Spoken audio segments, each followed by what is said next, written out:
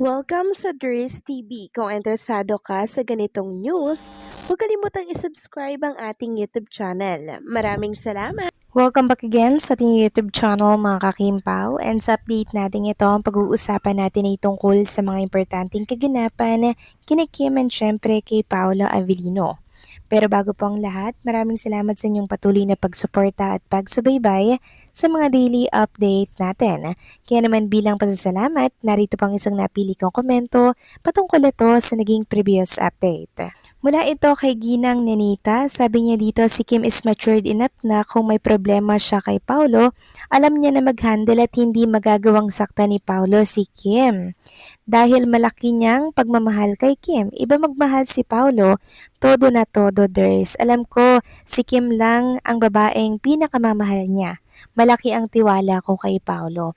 Maraming salamat po sa inyong komento, Ginang Nenita, and syempre sa inyong pagkapanatag sa pagmamahal nitong si Paulo kay Junita Princess. Ibig sabihin lamang nito, malaki po talaga ang inyong tiwala at panatag kayo kay Paolo Avellino dahil nakikita naman natin kung gaano po kamahal talaga ni Paolo si Chinita Princess, 'di ba? The way pa lamang po ng pag-aalaga ni Paolo at pagmamahal, and syempre yung caring at concern niya kay Chinita Princess hanggang doon na lamang. Kaya malabo pong sayangin ni Paolo Avellino yung 15 years na pag-aantay niya po dito kay Chinita Princess, kung baga sumugal at namuhunan po ng napakaraming taon si Paolo Avellino. Never niya na pong papakawalan si Chinita Princess. Kaya po si Paolo, siya yung mag-a-adjust kung meron mang pagkukulang, 'di ba? Syempre give and take, vice versa mga kakimpaw, para po mag-work yung relationship.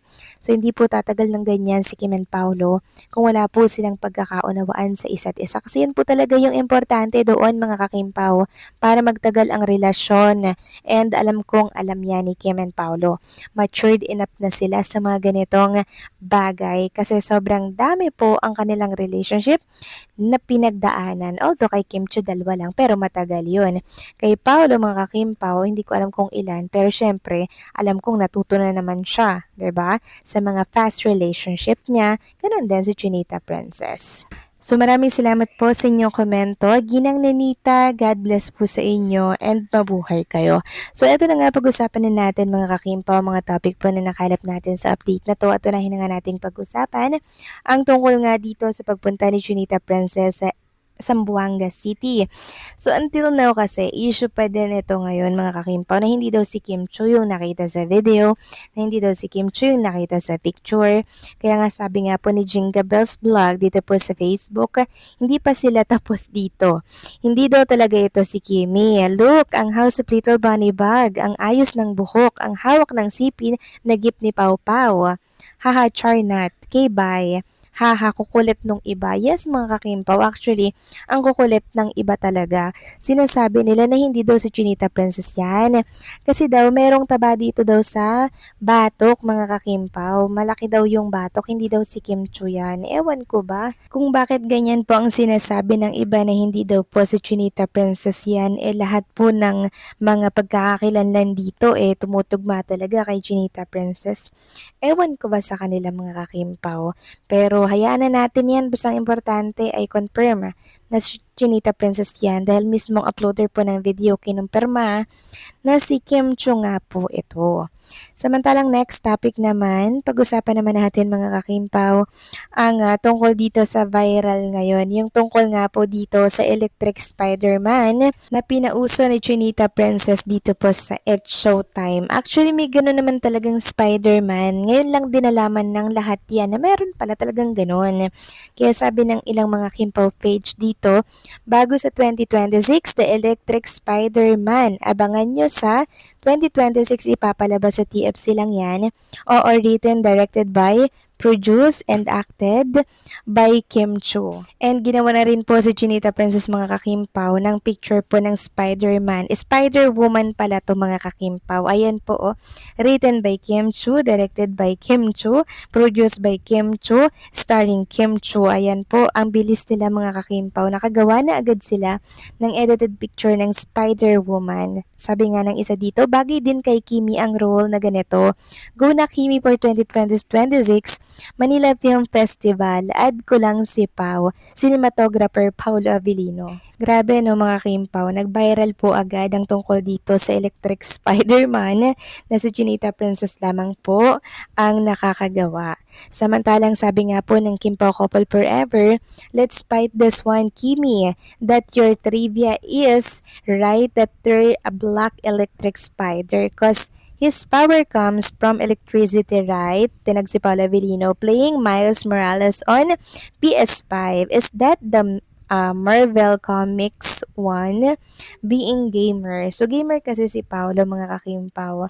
Kaya na-impluwensyahan po ni Paula Avellino si Chinita Princess. Kung ano man po yung kinakahiligan ni Paolo, di gano'n na rin si Chinita Princess. Kaya aware po si Kim Chu sa Black Spider-Man na yan, na kung saan ay electric nga po yung power. Nasa PS5 lamang nilalaro ni Paolo Avellino. And baka nga nagiging bonding na po nila yan together ni Chinita Princess kasi alam na alam din po ni Kim. Sabi pa nga ng isang netizen dito, tama nga naman siya, lagi yung nagmo-movie marathon kasama si Pops eh. So ibang version naman to mga kakimpaw, movie marathon naman, doon sa ibang side naman PS5 nilalaro, 'di ba? So nakakatuwa lang mga kakimpaw dahil yung mga ganito na karakter, kilalang kilala ni Chinita Princess. Noong Chinita Princess, dapat ang pagkahiligan niya, 'di ba, ay yung mga pangbabae po na karakter like Barbie at kung ano-ano pa. Pero nagugulat na lang tayo na, aba, alam pala ni Chinita Princess yung Black Spider na yan, na merong electricity na power. Iba talaga yung impluwensya ni Paolo Avellino, 'di ba? Talagang nakakahawa mga kakimpaw. And ganun din si Chinita Princess, syempre kay Paolo Avellino. So, vice versa, no? So, nagkakahawaan na sila kung ano po yung gusto nila, kung ano po yung libangan nila. Yun din po yung nagugustuhan ng isa. So, very compatible mga kakimpaw. Itong mag-partner na to, kaya nagkakasundo sa lahat ng trip sa buhay. Napaisip tuloy ako na siguro pag nananahimik si Kim and Paolo Avellino, ito yung ginagawa. Nagmo-movie marathon, naglalaro ng online game sa PS5, 'di ba? Kasi sa PS5 ang dami talagang choices, ang dami nating malalaro doon mga kakimpaw.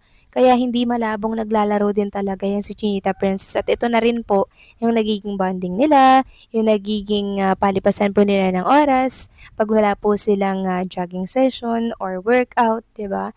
Nakakatuwa itong couple na to. At alam niyo ba mga kakimpaw, ito yung napakalaking desisyon ni Paolo Avellino, ang magantay po ng 15 years kay Chinita Princess, na kung saan ay nagbunga po ng napakasagana mga kakimpaw. At ngayon, sobrang healthy po ng kanilang relationship, nakaka-inspire sa iba pang mag-couple, sina Kim and si Paolo. So kayo ba, anong masasabi niyo dito mga kakimpaw? Please comment down below.